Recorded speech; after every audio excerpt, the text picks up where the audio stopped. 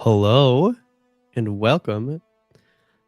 I was gonna say Scars of Disorder, but Dustfire Media talks about Scars of Disorder. You'll notice that we are missing two of our beloved cast members. Friends? Friends? Enemies? Enemies? Lovers? Lovers? Yes. Seriously. Y'all are cool, but coworkers. Okay, whoa. Acquaintances? No, we're more than that. We're more than that. Peers. We've Here's improved together, Sam. You don't just improv with coworkers. That's the deepest connection that you can have with someone is improving with them. Community college classmates. There we go. Thank you. There we go. Well, yes, Nick and Monroe were unavailable, and instead of just playing another, We like, knew one that, shot though. of It some wasn't random like game. that. Yeah, we knew that. We wanted to talk a little bit about the campaign, and so yeah, we're just gonna have a little like Q&A for y'all, talk about this campaign, Scars of Disorder. Maybe we'll talk a little bit about past campaigns that we've played. This, Avatar Legends talk and such. And so yeah, we posted in our Discord asking folks to ask any questions they had. We got a few questions. We got a plethora of questions from one specific person that happens to be here with us. Thank That you very person much, Sam. must think deeply about things. I don't know who they are or what they do, but they're probably really good looking, strong. I love it. Danny, can I start off asking a question that I think we're all wondering? Yeah. I was gonna say if any of the three of us have any questions, let's ask them. If you happen to be watching on Twitch, feel free to ask a question in the comments. But yeah, I want this to be a little chill talking time, What was your question? This question comes from our good mutual friend Johnny Button. How dare you? Oh my god. Okay, how dare I? How dare I? Yeah, how dare you? Right. I'm gonna focus on the how, because I have the audacity. Because I can. All right, that's all I know. Cool. All right. Yeah, I feel like if you were to dare, like, it does take a lot of confidence. You must have very high self-esteem. Oh, I don't have confidence. I just have the audacity. Oh. Can you have? Oh, so you're from the internet then? Yes. That is, yeah. I'm a keyboard warrior. Define audacity. Is that what they call them? Is Justin looking up if you can have audacity without confidence? I feel like you have to have confidence to have audacity. That's not the way that the quote goes. No. Is it an internet thing? I think it's a Game of Thrones quote. No. You can only be brave when you're afraid, or something like that. Oh, that's a normal quote. People have been saying that for years. Oh, that's that. So right now I'm house sitting for Nick again, which is also part of the reason why he's not here. Like, I always swap places with him whenever he's unavailable. But every time I do house it for Nick, this is like my third time, I think. I always end up binging a show that I probably should have seen but have never started. So like last year it was Atlanta. I forgot what it was the year before that, but this year it's Game of Thrones. I've never seen Game of Thrones. And it's been very funny because we're also playing that Tales of Izura, that fantasy campaign, and watching through Game of Thrones as we're playing that. I'm like, oh, I have Game of Thrones on the mind now as we're playing through this fantasy campaign. And it's been great. But yeah, I know the quote you're talking about. You can't be brave without fear. I forgot who says that. Who says that? Sean Bean. Yep. But we're completely butchering it. So, We are. everybody who's watching us after watching History of Westeros podcast, like, come get us in the comments. Please come get us. I believe in a later season, Jon Snow also says it, quoting him. I might be wrong though. I don't know. But yeah, enough about Game of Thrones. We're here to talk about a brighter setting. A deceivingly brighter setting. How's that? Because I'm also like, having just read Shadows of Kyoshi, I'm like, okay, this is as dark as this setting gets. Some dark stuff in Kyoshi novels. So good. But I mean, yeah, did before I hop into the questions written in Discord, any of y'all have any like questions that are just coming to mind right now? Okay, I'll confess. It was me. I posted these questions in Discord. I can't hold it back any longer. The lies are tearing me apart.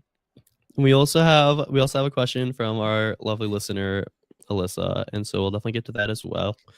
But well, Danny, with the questions, also don't feel like we need to go line by line. Yeah. I probably won't. We've done this before, and typically I try to like stay on topic. Yeah. With segues. I think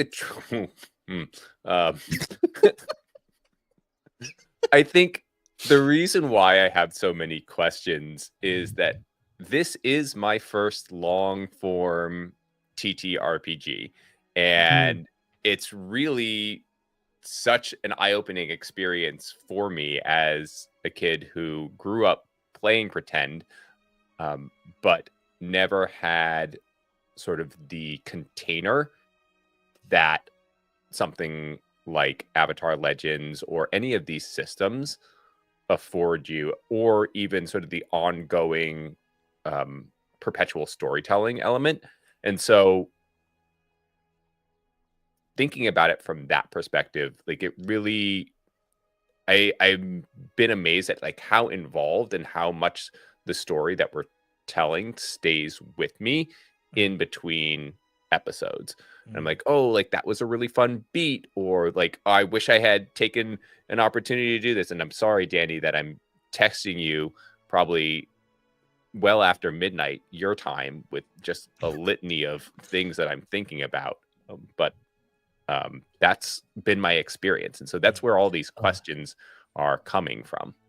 And I love it. I love it and I welcome it. And also, dude, the text that you sent me, the conversations over the phone that we've had, it's also helped so much for me on the GM side to like craft and hone the world a little more, which I'm very thankful for.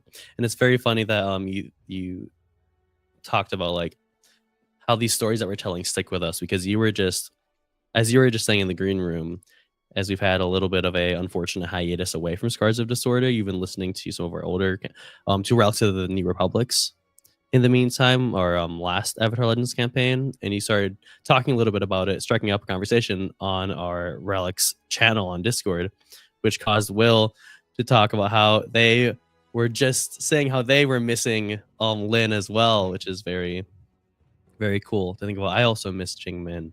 It's a very fun character to play. What a raccoon of a character. What a raccoon. I think that was the perfect encapsulation of her spirit, and I'm not sure if that's something that you came in with beforehand or if that's something that came out of the gameplay. It feels upon listening that your character went in face first, got punched in both eyes, and Steve then described your character as a raccoon, which you then ping-ponged off of and seized onto and really leaned into. And again, it's these sort of off-the-cuff remarks or like tangential ideas that can be grabbed onto and then formed into like really relatable and drawn out character beats. I think is really cool. So that's what I kind of wanted to talk about with our current campaign, given that we're 15 actual episodes in, and I'm assuming that that's maybe a halfway point. Maybe not, maybe only a quarter. I don't know how long this is going to go on. Hundreds, thousands of episodes. We're one piecing this. You're locked in for life. Yeah. The prison arc's going to be 300 episodes long. Just wait. No, that's very. No, I like all those points you're making, because something that I've said before, and I'm like that I've had to learn as well, is that character creation doesn't end after session 0. It's throughout, right? And that's something that I sort of had to learn. Like with Rozak, I tried to like fully flesh out who that character would have been, which does not work. Rose like changed like throughout. Anytime if you're especially in like these powered by the PBTA games, your character hopefully has like growth and progression, right? Otherwise, it's just a stale, stagnant line of a character that you're running. And so I've learned like, all right, I'm gonna have like maybe like one sentence to describe this character, and I'm gonna hop in and see how the other players change the way this character behaves, see how the NPCs that we interact change the way this character behaves. And so, yeah, that's definitely something that I've had to learn. When I first started playing tabletop games and I would create a character, I would create like these elaborate backstories, like pages long. And I feel like now I'll just write like a paragraph just to give me like a good sense of who they are and how they got to this moment. And then I'm like, everything else I think I'll figure out as I go on. Yeah. And as you're playing, maybe more like memories, quote unquote, come back for your character. And like you can add to their backstory.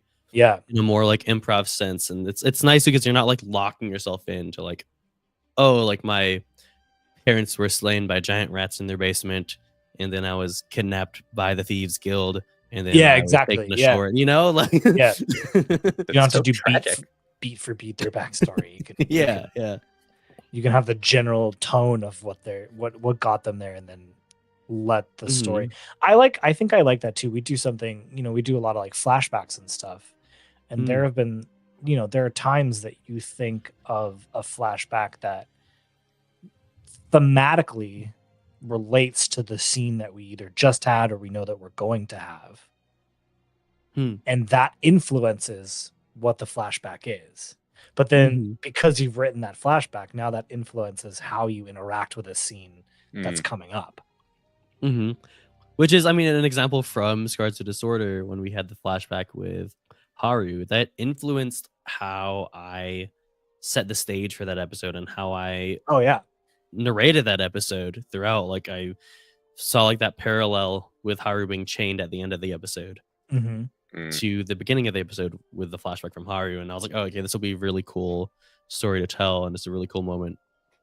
And well, maybe not cool in Haru's eyes, but cool moment for Haru fans. It helped me too, because I did not know what to do in that scene because he just had this like terrible moment and an outburst, but he pushed further towards control, so he doesn't really feel bad about it, but he feels bad about something.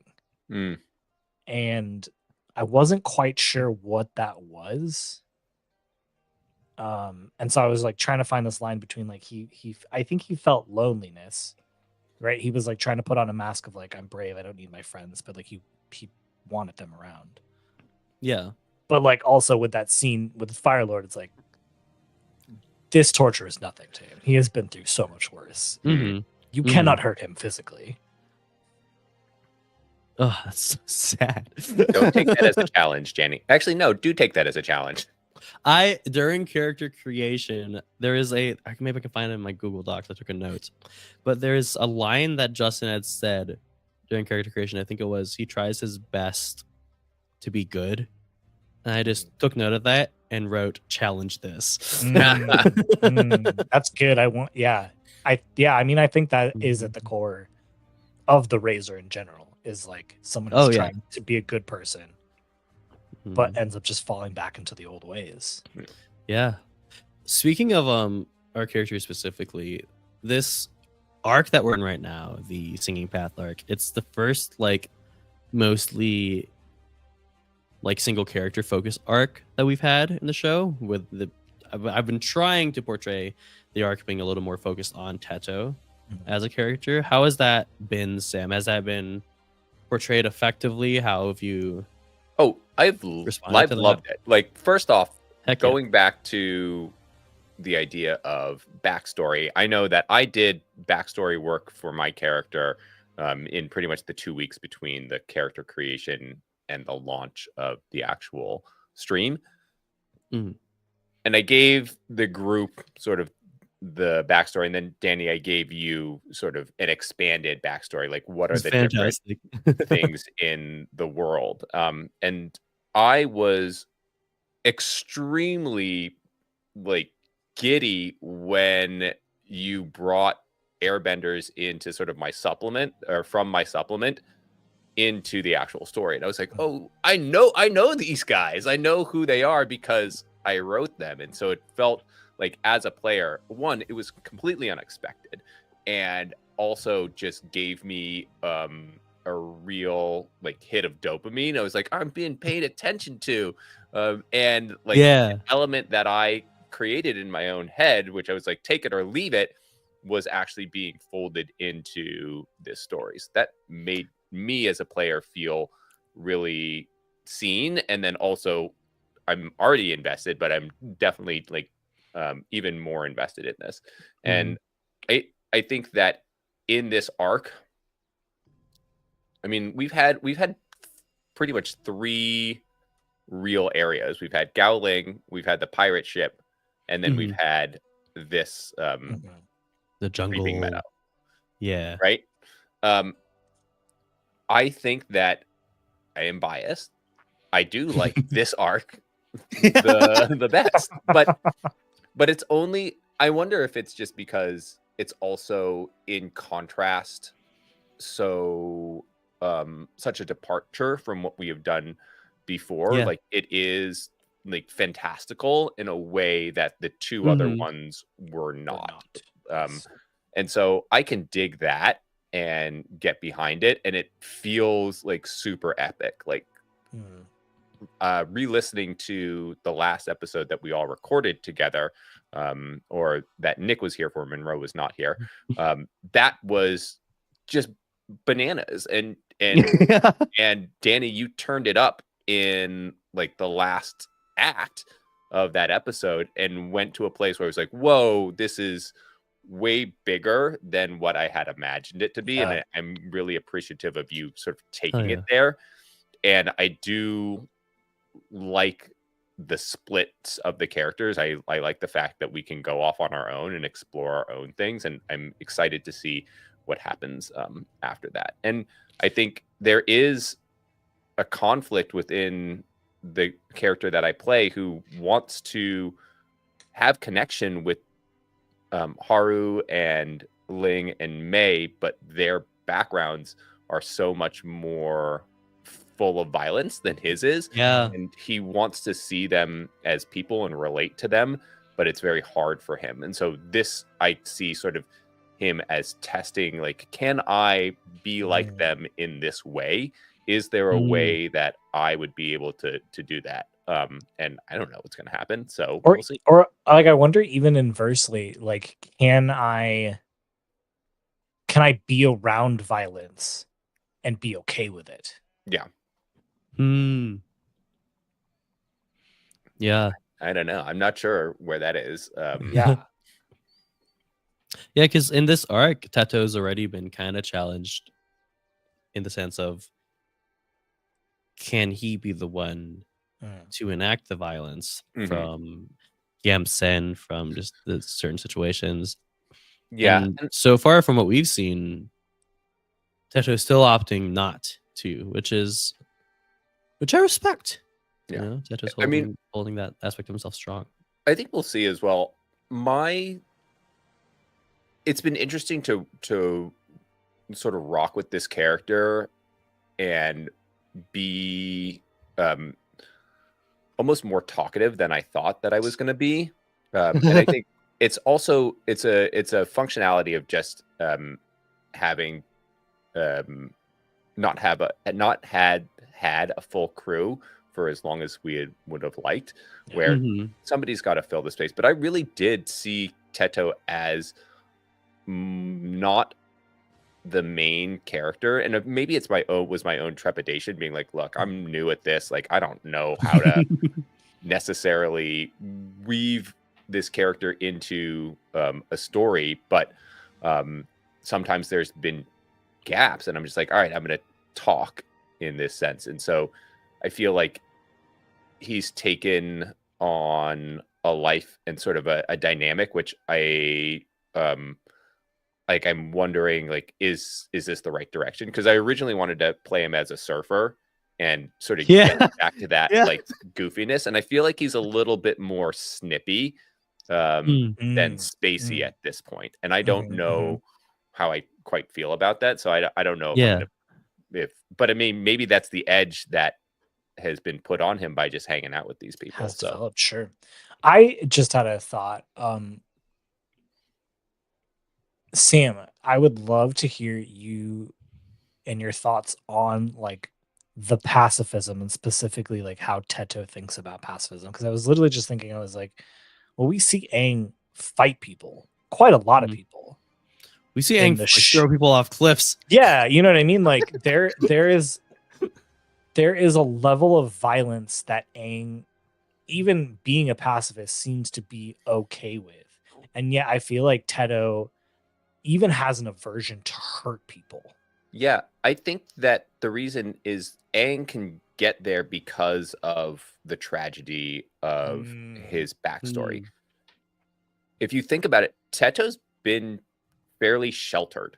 He's been around like-minded individuals. He's coming from a strong tradition from an institution that basically has founder's syndrome. So the founder of the institution is still around, hence their pull and gravity and carries a lot of weight. Yeah. And so there hasn't been a lot of questioning of the institution for which he has grown up in. And he's been surrounded by like-minded people. So this is the first time that he's actually striking out on his own and having to apply these principles that he's been raised with to the real world. And I think that if we, think about that within the context of our lives, it's like, if you get hit, like, turn the other cheek, right? Where if I'm out there on the street and somebody hits me, like, you better raise up too. Like, it's on. Yeah. And it's not so much, and it's the testing of this, like, this philosophy, and where he just doesn't have the experience to deem whether or not this is applicable in the real world or within the world that he lives in. He's been living in an idealized world. That's so interesting. I'm thinking back to my time in divinity school. And that was a conversation we had all the time, which is like, we're talking about all these like theologies, all these philosophies, but like, that's what they are. They're like academic words. You know what I mean? And then when we actually apply those to the real world, you have to give and take. Like it doesn't always apply one-to-one. And you have to find ways to make it make sense. I think, especially with something like violence, like there is, like, anger can be a motivator. And I'm not sure if Teto is tapped into that anger. He hasn't seen the world break in the way that these other characters have. And he's not there yet. And also one of his principles is survival. So it's not even necessarily about standing and fighting. It's about, like, can you escape? Survive. Yeah. So anyways. So what about you, Justin? Justin? I gotta break Teto's world. I mean, no, I didn't say that. I didn't say that at all. I'm wondering, Justin, like, what are some parts that have stuck out for you in this campaign, or things that you like? Before you answer, I will say that I think one of my favorite parts from early on was the pseudo musical episode in the bar. Like, that moment was it felt very wholesome in a way that I didn't think that was going to come out of that. I thought that, Danny, you were setting us up for a conflict in there, and I love the way that it which could have happened that way at all. Yeah.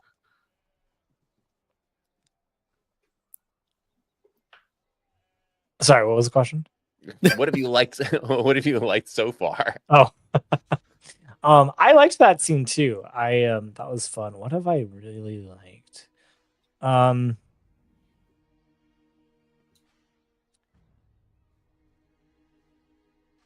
ah, what have I really liked? There's been a lot of moments I've really liked. I really like the way that Danny is setting up like the Empty Moon Pirates and Geosan. There's I think there's a mystery still to their motives that I still find really interesting. Maybe it's the gray morality in me, but like I love a sympathetic villain, or at least a villain who thinks they're right. And I, even more than that, love a hero who genuinely considers whether or not the villain is right. I think that's a fascinating like trope and theme. And like it's Avatar, right? So like we're heroes, eventually we're probably gonna come around to the good side. But I love it when the hero struggles with like, am I doing the right thing? Or am I getting in the way of somebody who actually is going to make the world better?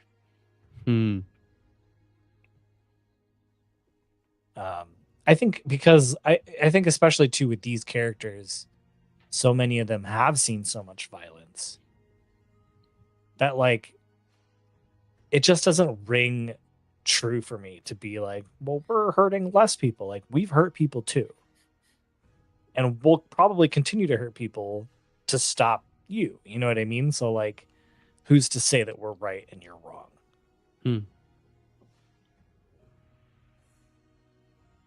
So I like the villains so far. They feel complex and yet simple enough for an Avatar campaign. So you're roping Geosan into the umbrella term? My pet theory is that Geosan is the Sparky Boom kid. Sparky Boom kid. I don't subscribe to this theory because that's fine. Geosan is obviously Ling Rung's one true pair. They can be both. They can be both Ling Rung's true love and this terrible powerful firebender. That was such a inner conflict moment for me that I had during that episode because I wanted so badly for Nick to be present for that scene, but I also, for some reason, I came to the conclusion that scene needed to happen in that moment. It was still stands out as one of my favorite scenes so far. I thought it was fascinating to be like still trying to figure out like what is Geosan's play here? What is happening right here? This whole thing doesn't seem completely on the level. But also I don't think he's a bad person. At the most, I think he's maybe mixed up with some people that he shouldn't be mixed up with. He just loves Ling. And yeah, maybe he just needs to say that he loves her and then he can join our party for good. Yeah. We have a listener in the chat wondering who Geosan is. Geosan was the little orphan we found in Gaoling that said we keep saying little orphan. He's like 17 I know. years old. I know. He's got that little orphan vibe. He does have that. He said that he stowed away with the Empty Moon. He is a firebender. We've never seen him and the what are they called? Why can't I remember what they're called? Combustion benders. We've never seen him and the combustion bender at the same time. That's all I'm saying. I mean, now that begs the question: what people have you never seen me in the same room with? I've also never seen you and the combustion bender in the same room. So there you go. Oh, I love that. There have been moments as well where I've been like, sort of like trying my best not to beg you guys. Yeah, sorry, what?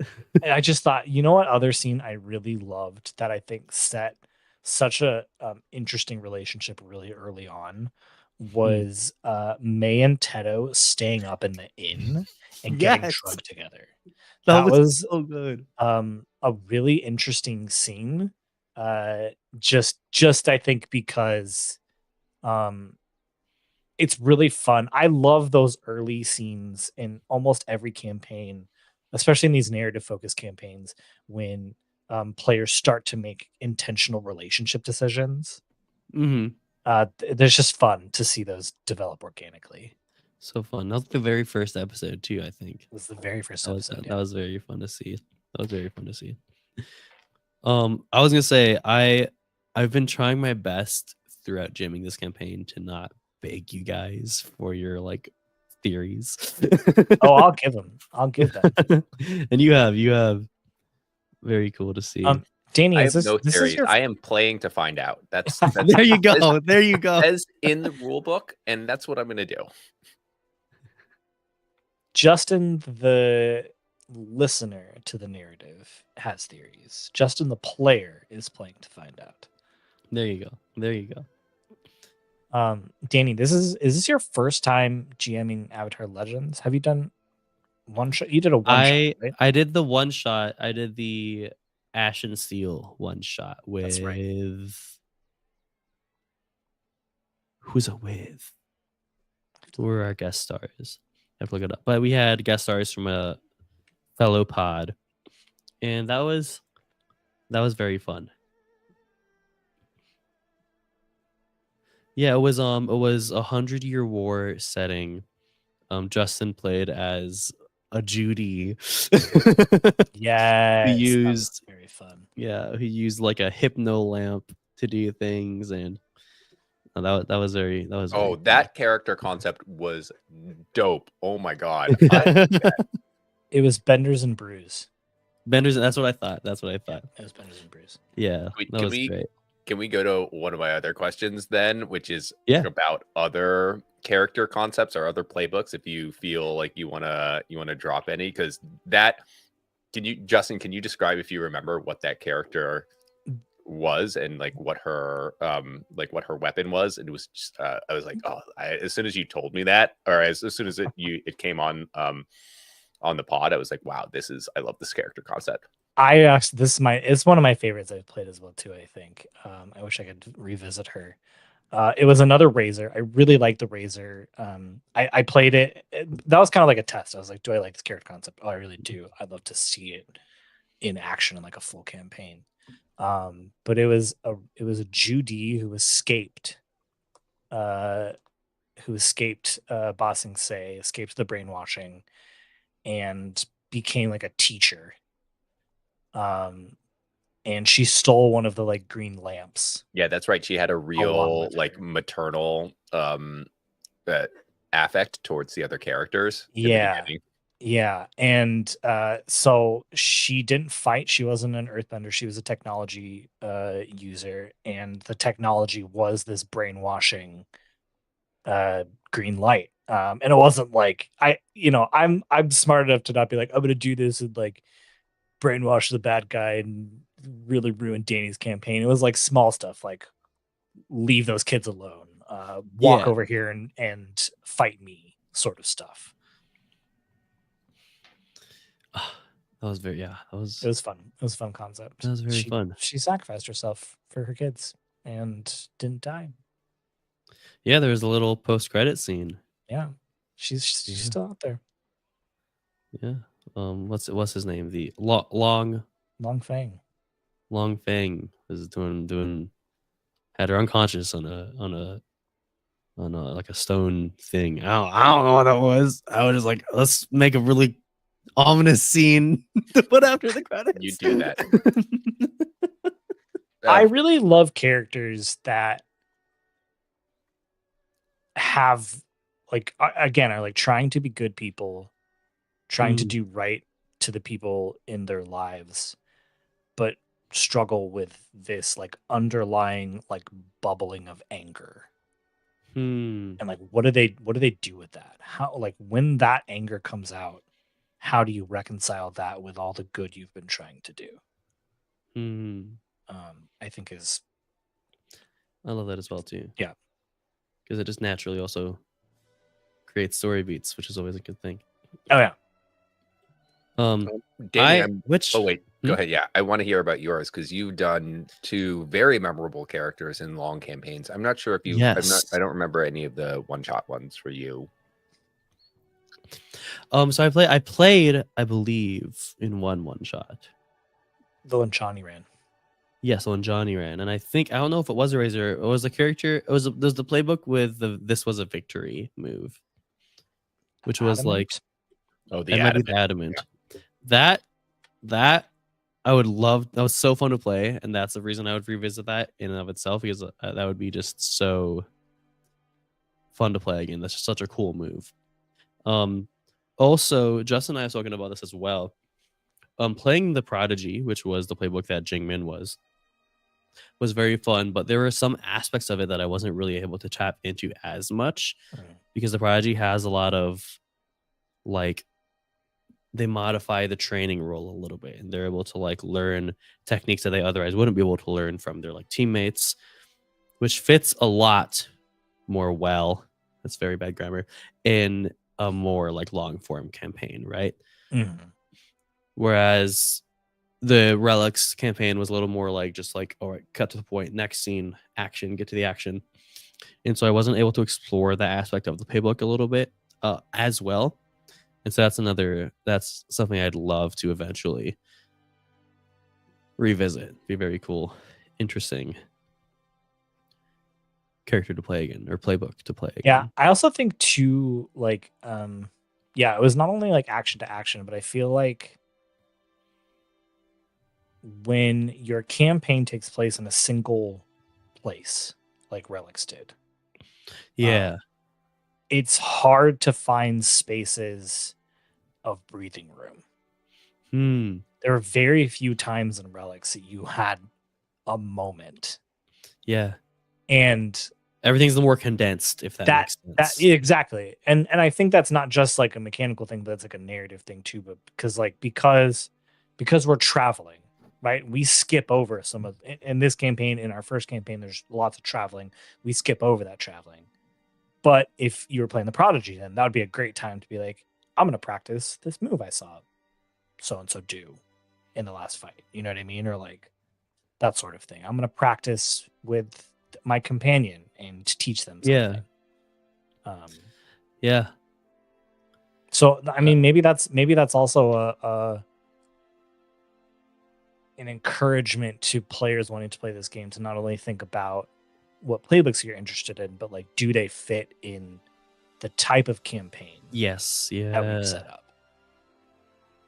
Yeah, Alyssa brought up a very good point in the Twitch comments, which this is also kind of answering her question that she posted in Discord, which was, basically this, like, which playbooks or like moves or character concepts would you like to revisit now that you've had some time to learn the game a little more intimately?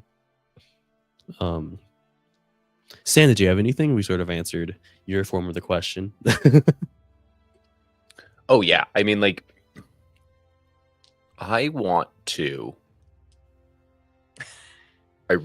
play the Pillar. Like, I was literally just thinking about, like, I think if I had to pick a new playbook, I'd pick the Pillar.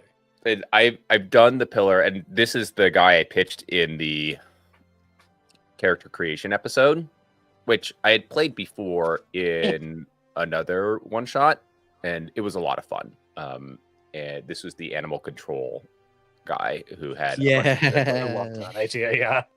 And I love that concept so much, so I want to bring that out at some point. I think another playbook that is interesting, but I'm wondering if it's like too popular, is the Bold.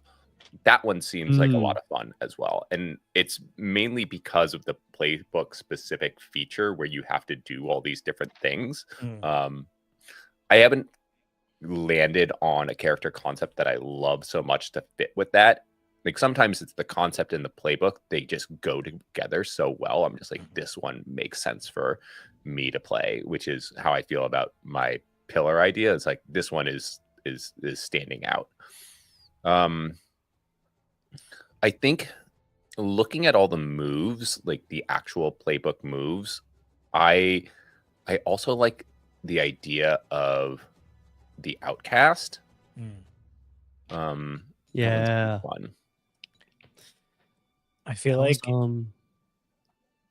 if Haru ever, God forbid, something happened to him, I feel like an elder would really work with this group a lot. Yeah. It would be really interesting to play an elder. You have full liberty over what happens to Haru, Justin. I still have stuff I want to do with Haru. There's still so much unresolved. Oh yeah. Yeah, that brings me to another question. So where do we want to go? Danny, you're not in control anymore. This is our show. Whoa. Yeah. Look at us. Look at us, Danny. Was I ever in control? We're the GM now. Where do we want to go? I mean, I've already said, like, I need to be on a ship with Ling. Like, I need to be on the open seas with Ling. I mean, that needs to happen.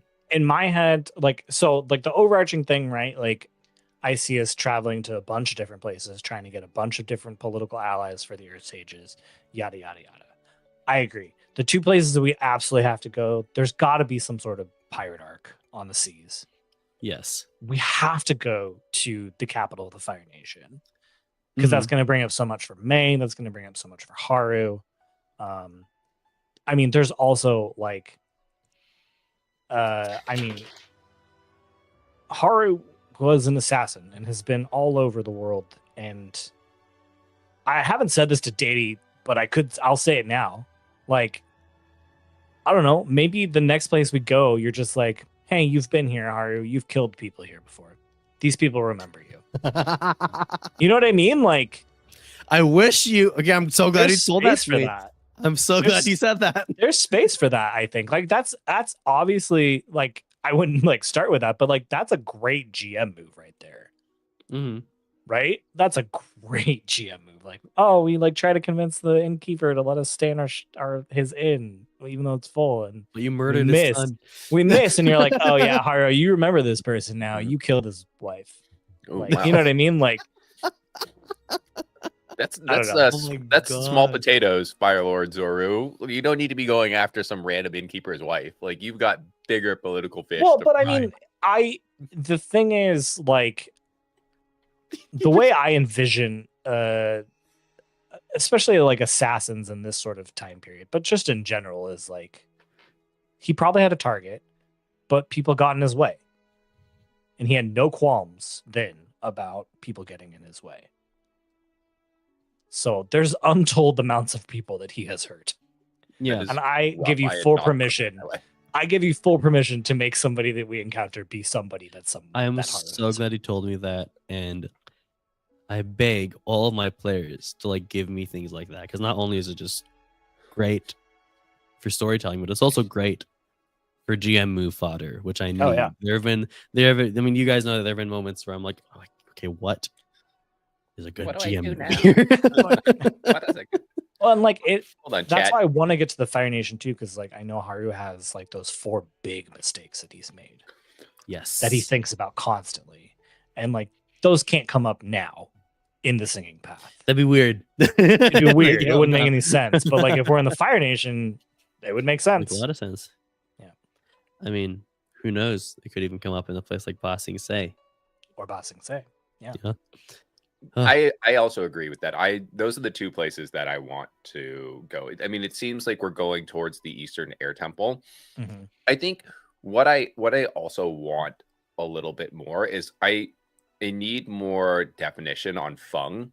Like, I was almost thinking is can he become some sort of Bernie Sanders-esque figure who's because his order is almost wiped out.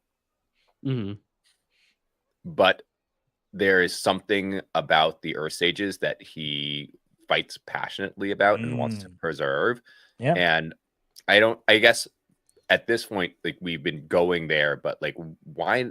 The big question for me is why, writ large, does society not want to hear or mess with the Earth Sages anymore? Why are they Yeah.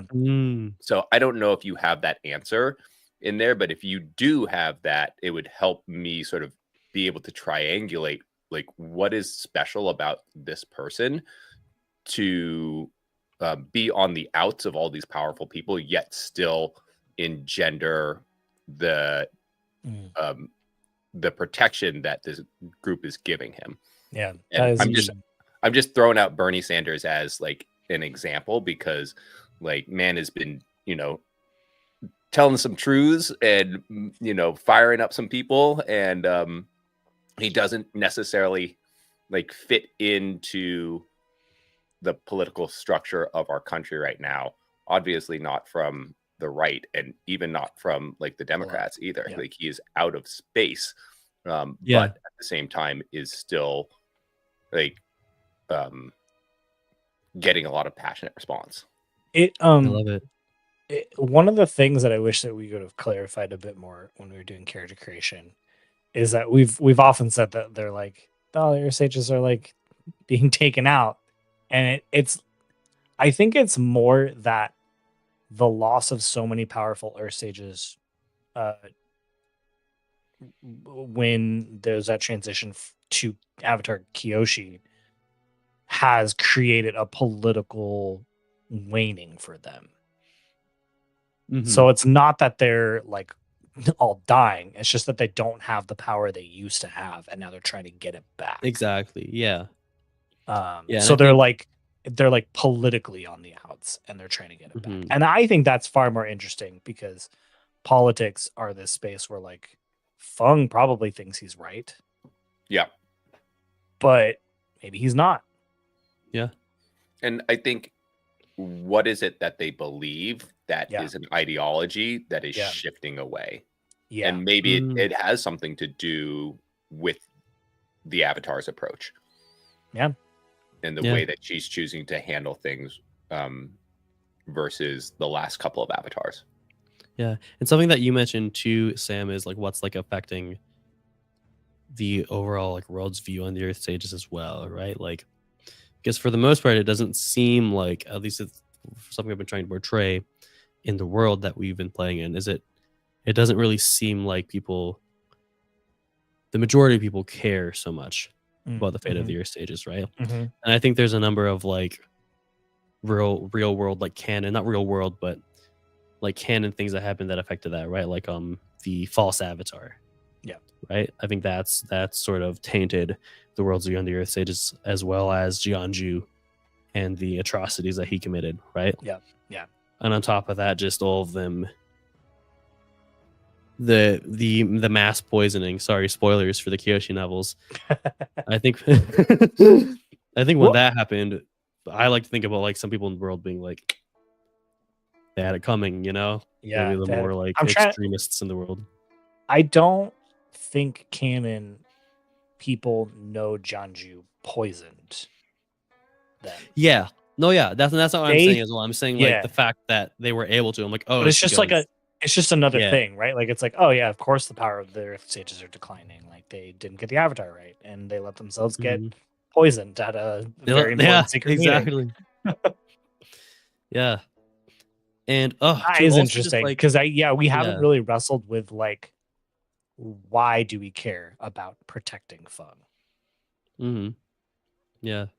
At this point, yeah.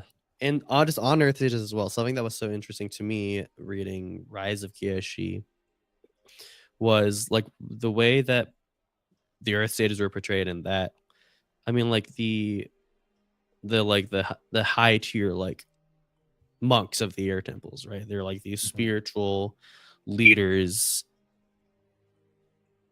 who are like enlightened, and such. Whereas how the Earth Sages are portrayed, they're like politicians. Yes, they're more portrayed as like senators, and like, and some of them, even before the fall of the status of the Earth Sages, some of them were like, oh, we need to like establish connections with like other ports. Some of them were even more sleazy, you know, like and so even if you compare like the Fire Sages in the Avatar show, they're still a very like, they still feel like their focus is spiritual. Yes. Right? They don't feel like they too much involve themselves in politics. But I agree with you. The Earth Sages have always been portrayed as like diplomats, politicians, and less like spiritual advisors. Which maybe is to say something a little bit about the way that the Earth Kingdom is ran, because it is very interesting that the Fire Nation, being such a modernized, like established, like nation, but their sages are like more spiritual, and they separate themselves from that a little bit more, which is very interesting. Well, it's I mean, I think it's just like how big the Earth Kingdom is. Yes. Right? Like it's the only place really where you get this sense that there are like multiple states and multiple even like city states. I mean, you've got Omashu, that's like an independent, basically, city, right? Like with its own government, with its own king. And I mean, same with Gao Ling's state. I mean, for a while, the House of the Flying Boar was kind of, because they're such a rich and powerful politically family, for a while they were just left, for the most part, to their own devices. Like, oh, they support the Earth Kingdom so much in so many ways. We're gonna, they're basically like a noble house. I mean, that's really how it runs. I think because of how big the Earth Kingdom is, the Earth King can't control everything. Right. So, which is probably why the Earth Sages were. There's room for people like the Earth Sages to step in and be like, oh, let's have political power here, where we can't be touched by the Earth King. So cool. Such a cool world. Have we, they announced what the new show is going to be, and I was like, we should talk about that as a banter question. No, we haven't. We haven't yet. We have not talked about it. I'm so excited. There are people out there with mixed opinions. I'm just excited to get more Avatar content. I'm with you. The way that I approach new media is I also try to avoid as much information going into it as possible before consuming it, because I don't want it necessarily to color it. However, I've not been able to avoid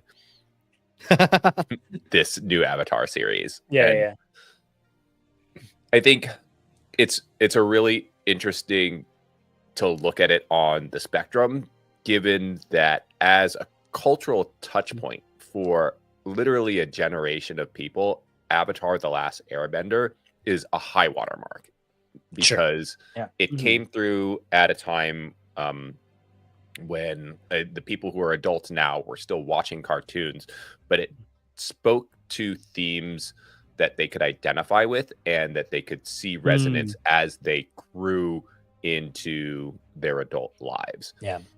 And to have something that so thoroughly embeds itself into the heart and soul of a generation and is very poignant and very, very well received, like, it's a very, very tender thing. It's precious.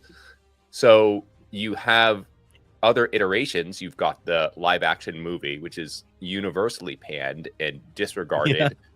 And then you have something within the same universe like Korra, which has its fair amount of detractors as well. And so, the creators of Avatar, they did really well the first time around. And so they set the bar really, really high for themselves. So anything that comes out sort of after that is always going to be measured up against this previous product. And I don't think, with the way that the internet has scrambled our brains, that we have the nuanced ability to look at this as a piece of independent media within this larger world. Because I mean, like, look, people were not flaming like Star Trek Voyager like this in the same way. Which I think is, it's kind of, I think it is a good idea of them, because they're kind of getting their own like Avatar studio, right? They already have. It is. Yeah, they have their own Avatar studio, which I think is a very good thing, because I think that is an unfortunate thing, which, I mean, it's good. It's good to have standards that you have to, as an artist, as a creator. It's good to have the standard that you want to strive for, right? But if it's as high as the standard that's been set from Last Airbender, that can be kind of an unfortunate thing to just have thrown at you, right? Which I think I'm excited to see the universe expand when it comes to like watching media, because I know we've had books, we've had comics, so we haven't had as much like visual media, Avatar canon, like visual media, which I'm very excited. I'm excited to see the young adult gang movie. Good too. My approach is always to not avoid anything, but to come in thinking positively about it. Because then even when there are misses, I'm still not like, that was garbage and I hated it. I'm like, that just wasn't that specific part wasn't my favorite, and the rest of it. That's why, like, generally I have a higher view, I think, than average of Korra than most people. Did I like the giant kaiju spirit fight and the mech fight? No, not really. Yeah. But did that detract from the series as a whole in my mind? I don't think so.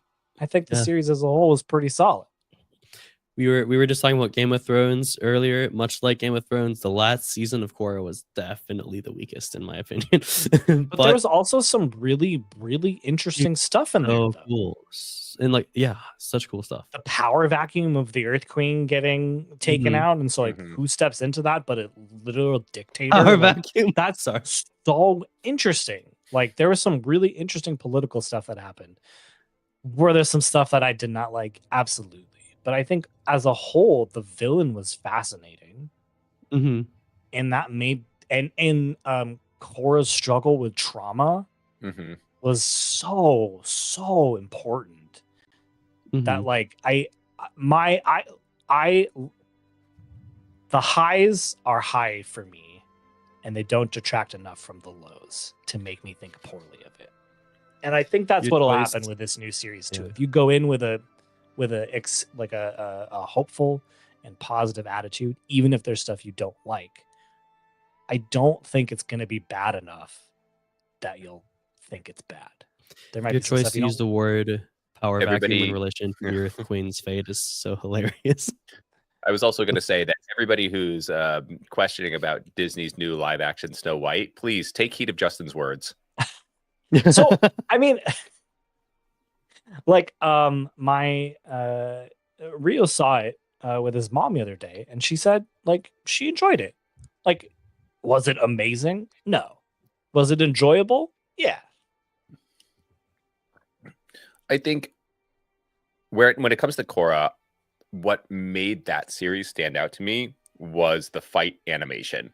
Like that was so real good. And I highly enjoyed that. Was really good. And so I think that was a redeeming quality for me, because even though the story was not as deep, I, as a martial artist, appreciated seeing these fantastical moves and animated in such a dynamic fashion that you can feel the different styles and imagine how these things would go against each other. And so that I thought was like real visceral.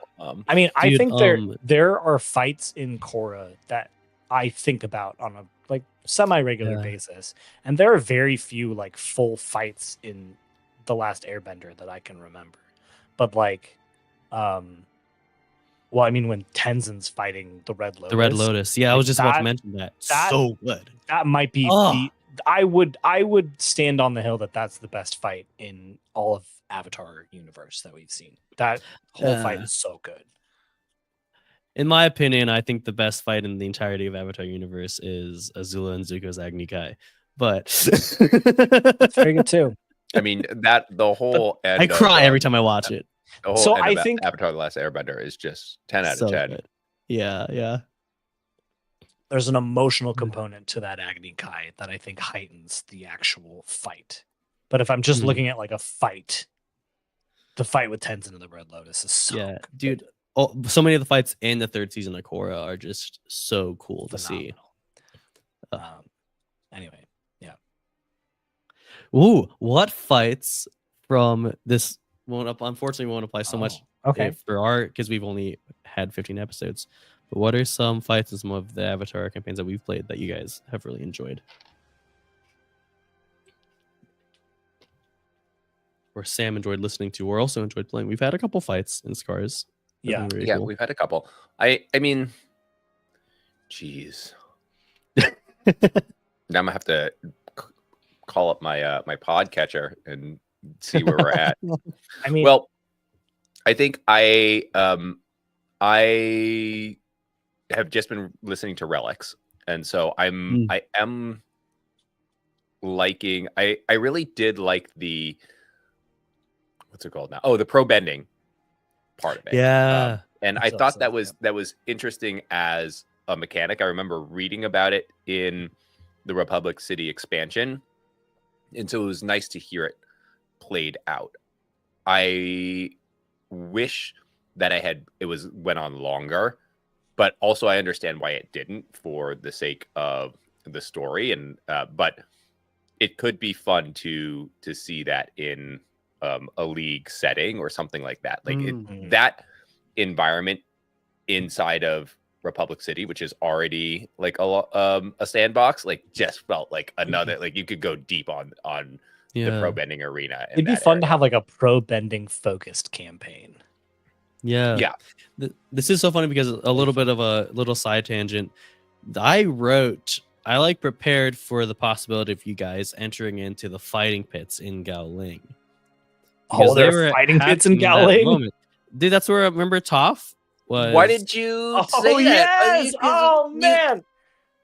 I believe there was talk. I had us there. Man. I had NPCs talk about it, I think, or something about it. But I feel like we would have jumped the way things went. The way things went. We would have jumped on that. Battle of the Bands is cool too. So I mean, like that's fine. Battle of the Bands well. That was fine.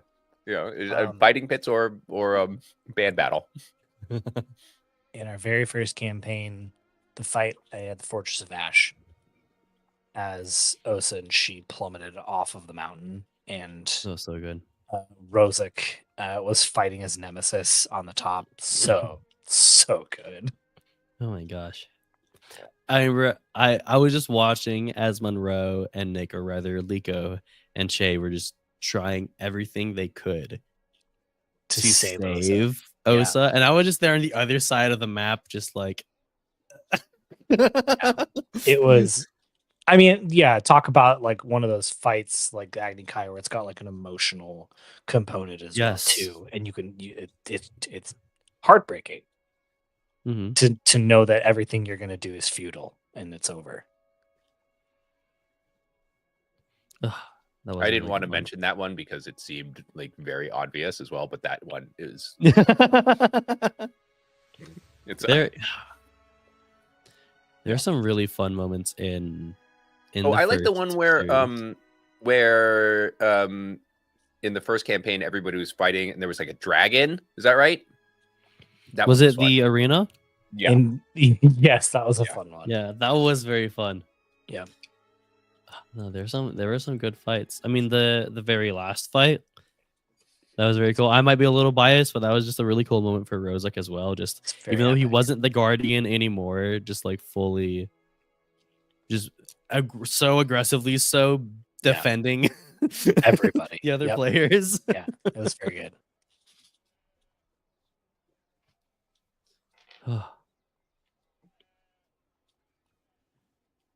Right, I got my question. So picking from all of Dustfire's campaigns, even your one-shots as well, like what's a roster that you want to see together? Like who would you give me a couple of different combinations? Like a pro bending team? Or just anybody who you'd want to go on an adventure with. Like we could put it together an all airbender squad and have like Fumi, Osa, and Teto. That'd be so fun. That would be such an interesting group. Yeah. All the emo goth sad boys like Haru, Jingmin, and who else? Who else is like a Haru, Jingmin, Jared from Tales of Izura. Yeah. And Gus's character as well. Yes, I'm okay. Yeah, those four. That's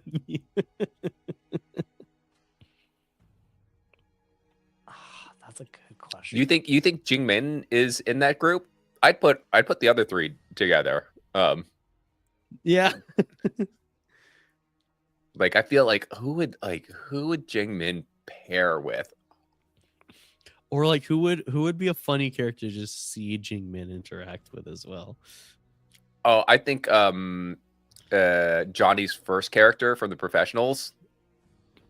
Leto. Leto, yeah. Yeah. Like Jingmin and Leto would be very fun. Like very what? funny. Like what a like what a cyclone of a pairing those two would be. I mean, in a way, Graves was kind of like Graves and Jingmin would probably get along. Oh yeah, it'd be like what's like the trope of like the child, like a child and a giant, you know, like it's a little like yeah. It is very much like that, but also both completely willing to commit violence. Yeah. Yes. Like that feels like a real tank squad right there. There's no qualms about hurting whoever stands in their way. So fun.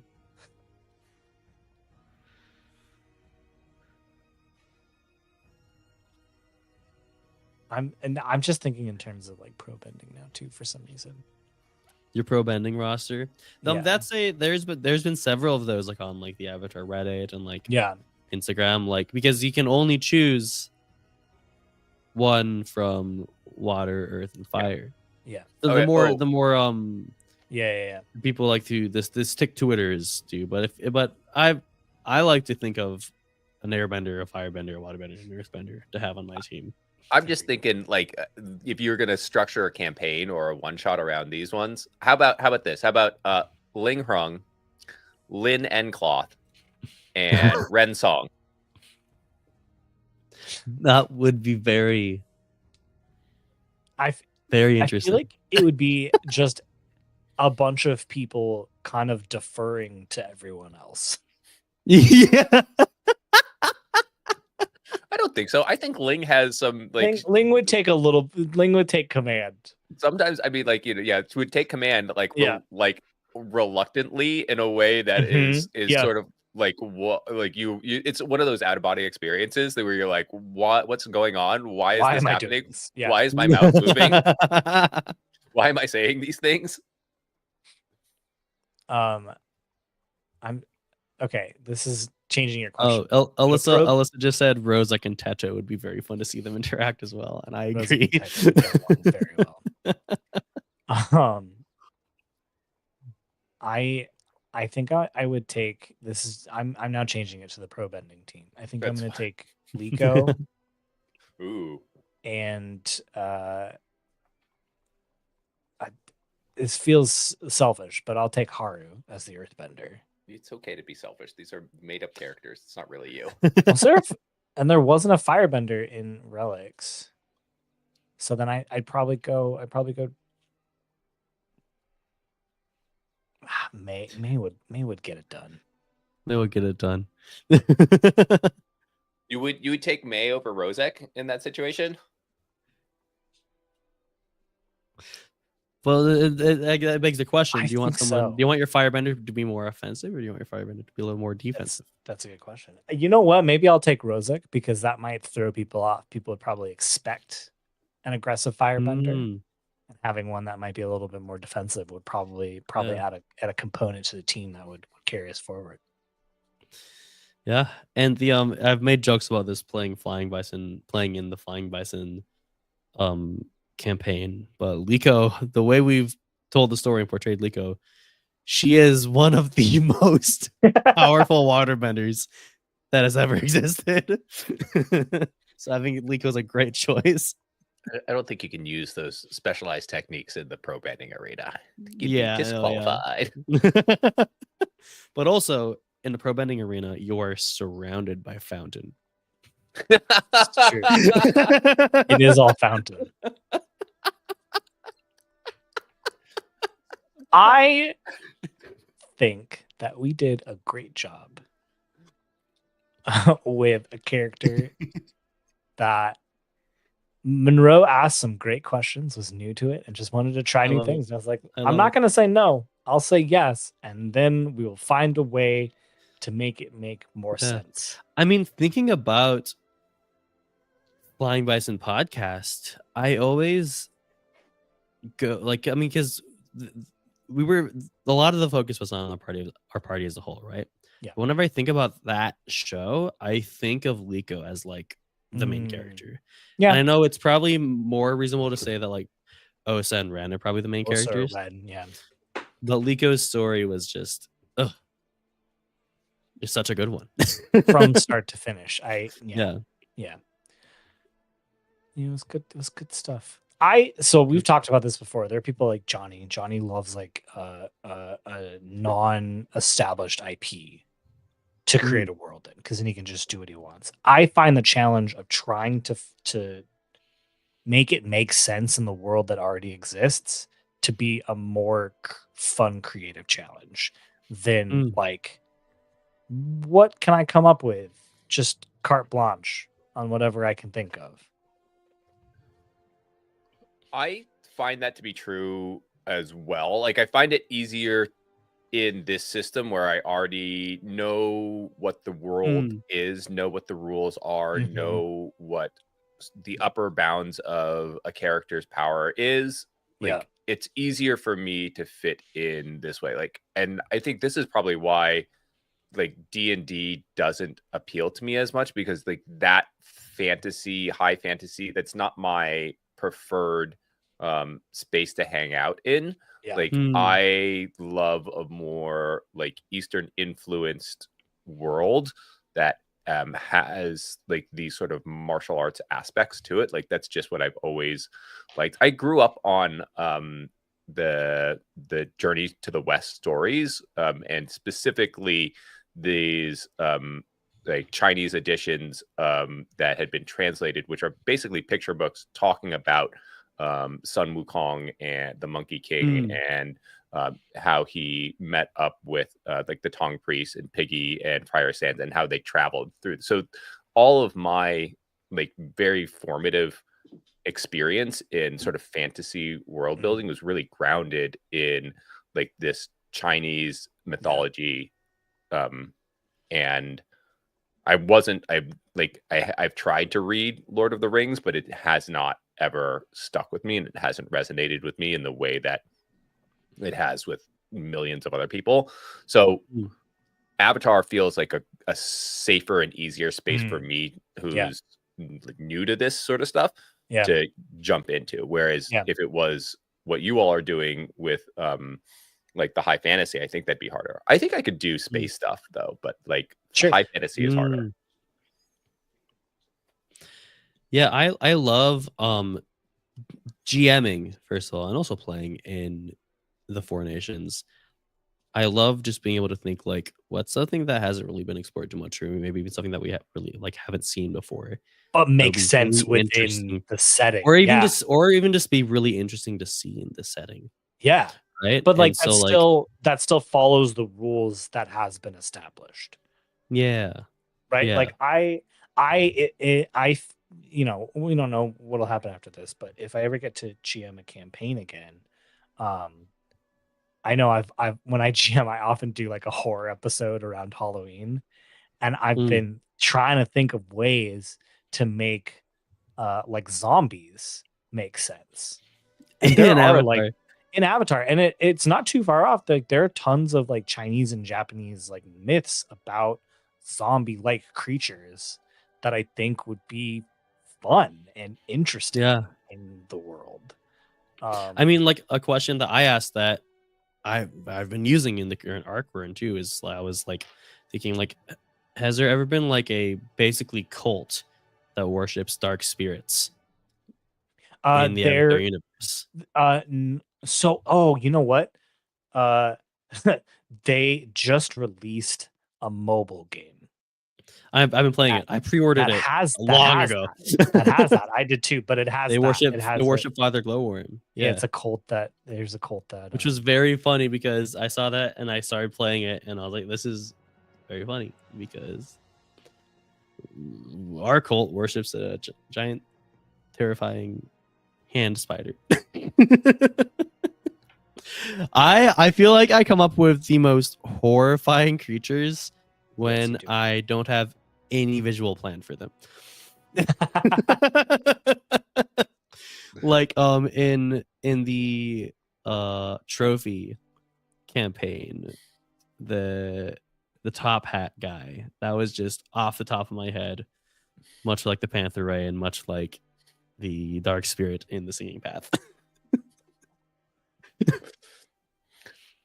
That leads me into a question. Like, Danny, one time you said, this was probably in the green room beforehand, you're like, oh, or maybe it was afterwards, you're like, I only had one sentence written out for this episode. Yeah.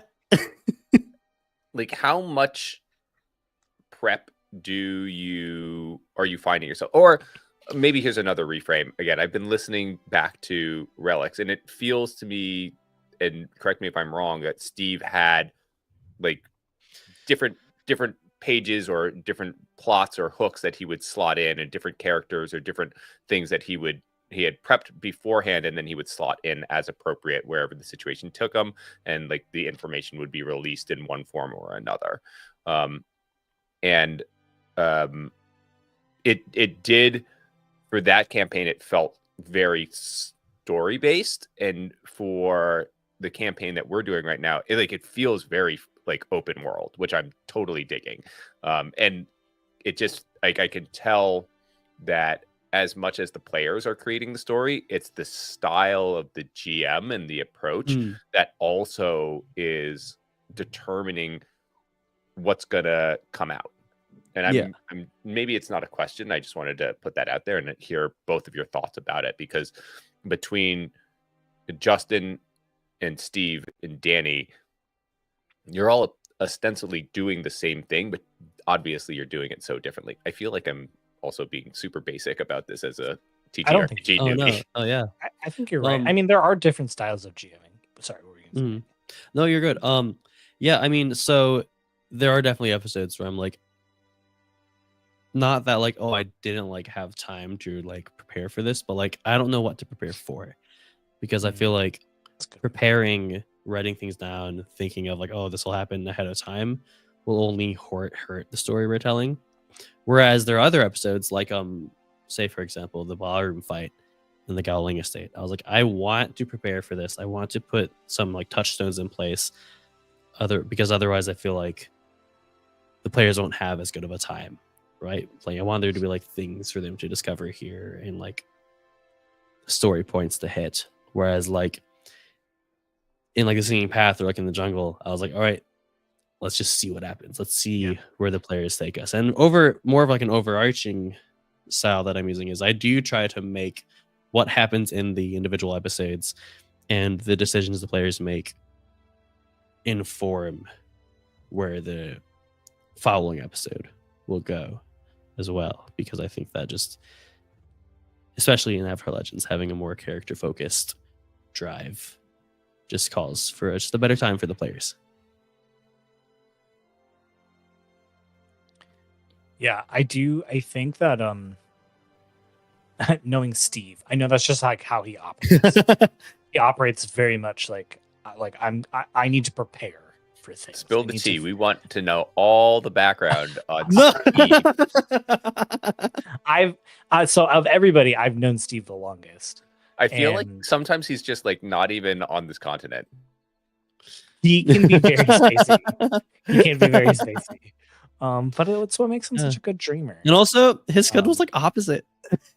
And he's literally asleep for some of these sessions that wakes up. Yeah. But like he is a very like, he feels confident when he feels prepared.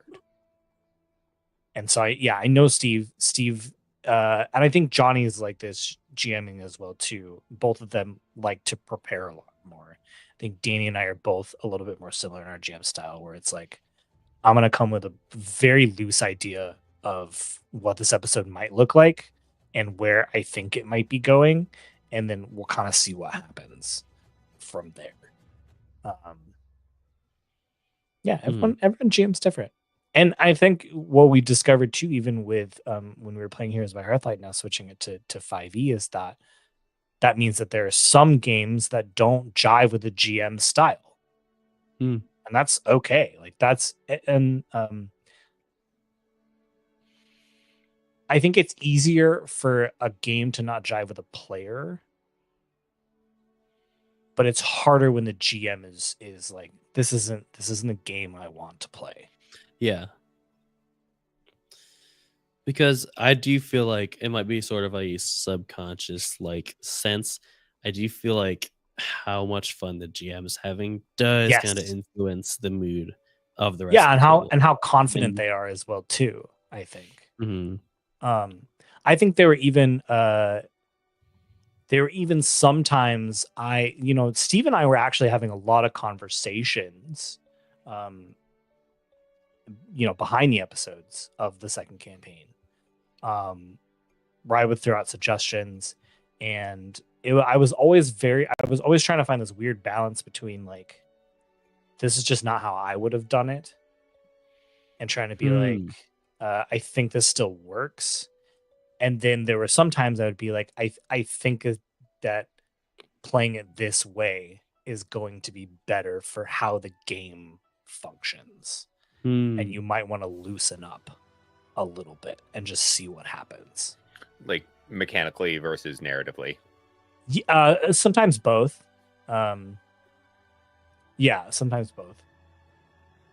I mean, the nice thing, the thing about these games is sometimes the mechanics, the narrative kind of blend together. Yeah. In a way that is, I think, beautiful about these games. Very fun. Very fun.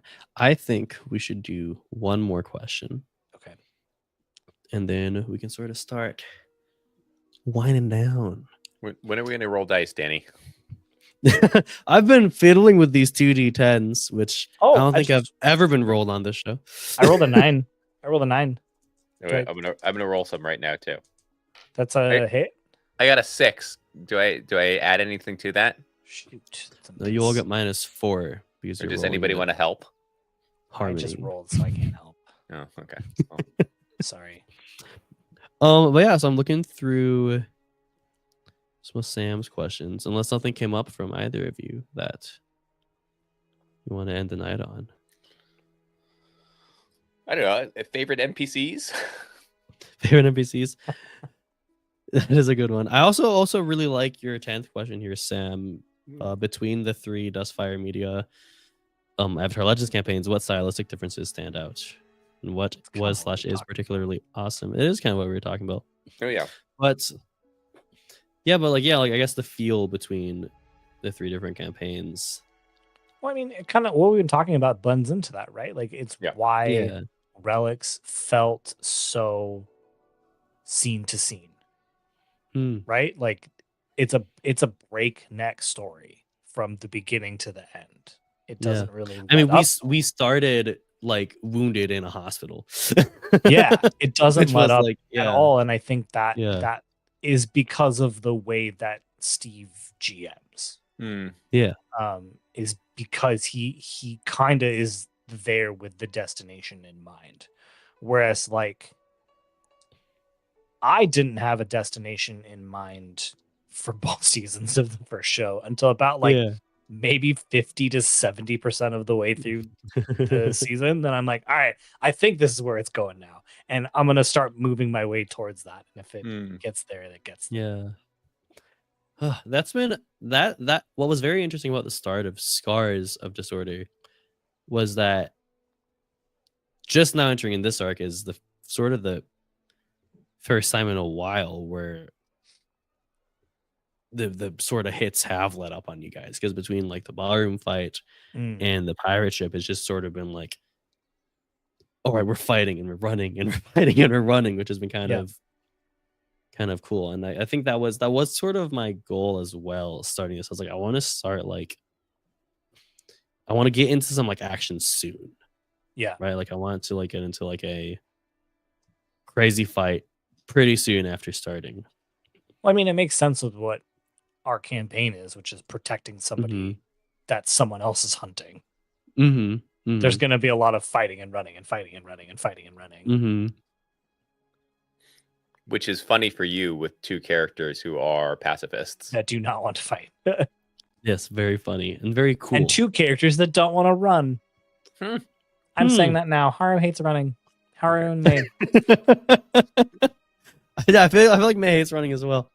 So speaking of that, this one that just came up, one of my favorite scenes was May and Ling Rong trying to dodge all the awkward conversations at the ball. Yeah, that was so that was good. Funny. That was very funny. Was so good. I like other stuff we've done. I guess it's just Avatar and The Professionals. I feel like The Professionals, I wanted it to be more seedy Star Wars, like outlaw, Outer Rim, sort of like Han Solo, Tatooine vibes, and it ended up being something a bit more bombastic. But I also think that is my GM style. Yeah, I think I often think in terms of like movie set pieces when I'm thinking about episodes and campaigns and stories. I'm thinking about like what are big scenes that will stick with people. What do you mean by that, Justin? I'm interested to hear you elaborate on that. What part? Just the fact that you felt it became more bombastic and less like I wanted it more. This is not a great show, but like Book of Boba Fett. Like not smaller stakes, but like more grounded stakes, more focused stories. And I think it turned into a bit more Firefly. I mean, it got pretty big. Yeah. I think it ended up being more Firefly than Star Wars, or at least like the type of Star Wars that I was envisioning. Which is fine. Firefly was another touch point for that campaign as well too. But like I think that it ended up being this thing where like it started off kind of like, oh, what's happening? And then at the end you're like, there's a lot going on right now. Yeah, and I think that's also, I think, the benefit too of the way that I GM, which is like I'm coming in with an intention, and then the story just kind of happens, and then it turns into something else, and yeah. I'd love to someday see Sam GM. I think you'd be very good. That'd be very fun. Very intentional story crafter. I love the idea of GMing. I also feel like it's one of those things that like if you're watching somebody like dive off of a diving board, you're like, oh, I can totally do that. You bounce on it and you go straight in, right? And then you're up there on the diving board and you're like, no, it's so windy. I'm so cold. I've got a perfect solution for that, which is come GM on the Forge sometime. Ooh. Yeah. Because it's only 5 episodes. It's only for our patrons. And the stakes are lower because it's only our paid viewers that are watching. They already love us. So, you know what I mean? Like, you have less chance of disappointing more people. First off, they love you. They don't know love us. But we brought you on. You know what I mean? Like, we told them to love you, so they love you. So. I trust you as a creator. I think you do well in this space, and so they have to listen to what I say. Oh, all right. Then there's that. That's a fantastic idea, Sam. You should GM for the Forge sometime. Oh God, think about it. I'm gonna think about it. I'm gonna think about it a disproportionate amount, and it's gonna give me anxiety. Oh no! Wait. It's cool. No, I'll just think about politics. It'll balance it out. Oh yeah, that's so much better right now. Super healthy. Wasn't that like a point we made starting Scars of the Sword? Like, it's great for us to play Avatar Legends because we can stop thinking about some of the things that are happening around us in the real world. I mean, we were on a real weird envelope. Yeah. this was a great little convo that we had, guys. Thank you for talking with me. Lil Hang. Thanks. Thank you for listening. Thank you, Alyssa, so much for hanging out with us in the chat as well. I'm excited to get back into our little world of Scars and Disorder and see what the deal is with the center of that maze that Teto and May are about to get to. Well, May's already at. Teto's about to go there, and who knows? Who knows? Who knows? Does anyone know? Danny, do you know? Ling, yeah. Ling and Haru are on top of a giant moth-headed serpent right now. That's also now a caterpillar. I just decided that at the end of last episode. I'm riding it like a fucking cowboy. Oh yeah. Check us out on Discord. Check out our Discord. We have lots of fun conversations there. Please, if you're able to, check out our Patreon. Very fun. Although, honestly, if you're already listening to this, I imagine you're already very familiar with our show. Otherwise, you might be very confused if you listen to this entire episode. You never know. You never know who's stumbling across. You never know. I'm watching the viewers. There's no one.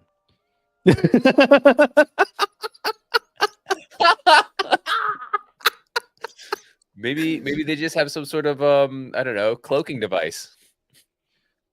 That would be crazy if they could watch it without showing up as the view. I really wanna watch this Twitch show, but I don't want to support them by giving them views. So I'm gonna use this cloaking device so I can do that. That's wild. That'd be wild.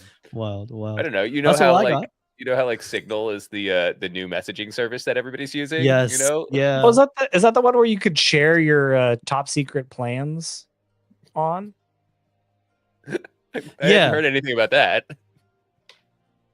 Huh? Maybe this is something we should talk about after we stop. That's all I got. Maybe we should share top secret plans on Signal about this campaign.